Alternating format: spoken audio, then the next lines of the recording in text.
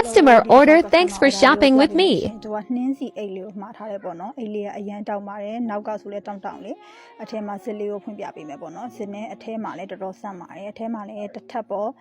တစ်ထပ်ကိုပိတ်စနဲ့ခံမိထားတဲ့စစ်အကောင်းစားလေးနဲ့ဒါဒီလိုနှင်းစီအိတ်လေးပါသူကအပြင်မှာခရမ်းရောင်နူးနူးလေးဒါပေမဲ့ကင်မရာထောင်လိုက်တဲ့ခါကျတော့သူ့ရဲ့ချီရောင်ကလုံးဝတောက်သွားတယ်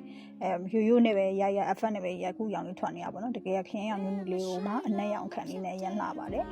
သူ့ကိုဒီမှာကျိုးလေးလည်းထည့်ပေးထားတယ်ဒါကျိုးရှည်လေးပေါ့နော်လက်ကင်လေးမကင်ချင်ဆိုရင်လွယ်ကျိုးအနေနဲ့လွယ်လို့ရအောင်ပလဲကျိုးလေးနဲ့ကျိုးရှည်လေးထည့်ပေးထားတယ်အဲ့တော့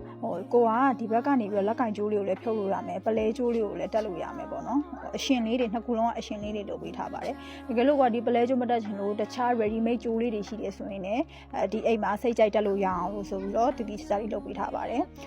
သူ့ရဲ့ခွင်းတွေမှာသုံးထားတဲ့ဟာလေးတွေကလုံးဝ quality အကောင်းဖြစ်တဲ့အခါကျတော့လေလုံးဝမဲသွားတာတော့ပါတော့အတွက်ကိုစိတ်ပူစရာမလိုပါဘူးအဲ့ဒါလေးရဲ့နောက်ပြီးတော့ကလေးလေးတွေသုံးစုံထည့်ပေးထားပါတယ်ကလေးလေးတွေကလုံးဝ trend ဖြစ်နေတဲ့ကလေးအလှလေးတွေသုံးစုံထည့်ပေးထားပါတယ်ရှင်ဒါလေးကတော့ customer order လေးပါမှာယူပေးလို့ကျေးဇူးတင်ပါတယ်ရှင်